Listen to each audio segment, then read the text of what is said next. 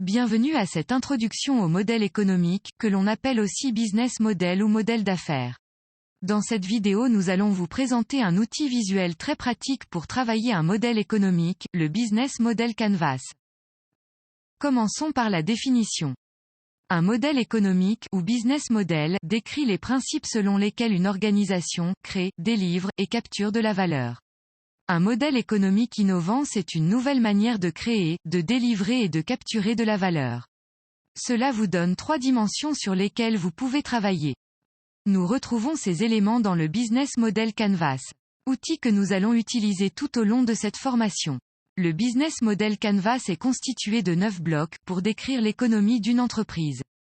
Ces 9 blocs représentent les 4 grandes dimensions d'une organisation, à savoir, les clients, l'offre, l'infrastructure, et la viabilité financière. Regardons maintenant en détail ces 9 blocs. Le premier bloc à droite est ce qu'on appelle les segments clients. C'est ici que vous indiquez à qui vous vendez, ou à qui vous proposez votre produit ou service. La proposition de valeur représente ce que vous proposez comme produit, service ou avantage client. Pour vous aider à remplir cette case, posez-vous la question, pourquoi mes clients achètent, ou utilisent mes produits et services? Le descriptif de la proposition de valeur peut être représenté par un résumé de votre offre et de vos avantages. N'y placez pas tous les détails. Ensuite, identifiez quels sont les canaux que vous utilisez pour atteindre vos clients, pour vendre, communiquer et livrer. Le bloc du dessus représente la relation client. Posez-vous la question, quelle relation le client souhaite avoir avec votre entreprise? Est-ce une relation personnalisée? Une relation automatisée comme sur LinkedIn ou Facebook? Une relation de type self-service? Nous passerons en revue le détail des 9 blocs dans les prochaines vidéos. En dessous, la case flux de revenus permet d'indiquer quels sont les différents revenus que génère votre entreprise. Par exemple des revenus unitaires ou des revenus récurrents. Vous pouvez avoir plusieurs flux différents dans un même modèle économique.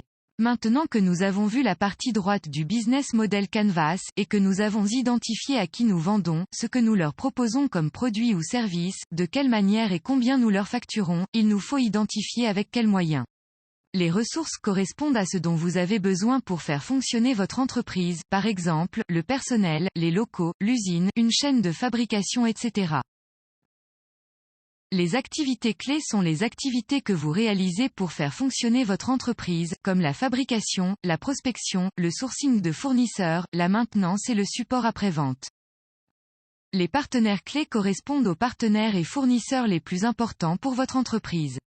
Cela peut être un fabricant de pièces détachées, un fournisseur de matières premières, une entreprise fournissant une infrastructure informatique, un partenaire financier, et bien d'autres choses. Enfin, la structure de coût représente les principaux éléments qui coûtent de l'argent. Ces éléments proviennent des 3 blocs précédents, à savoir les ressources clés, les activités clés et les partenaires clés.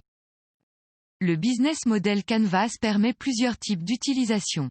La représentation de votre modèle économique actuel, la création ex nihilo d'un modèle économique, le partage avec l'ensemble des collaborateurs d'une vision commune du modèle économique de l'entreprise, l'application de techniques de créativité pour imaginer de nouveaux modèles économiques innovants, l'analyse du business model de concurrents.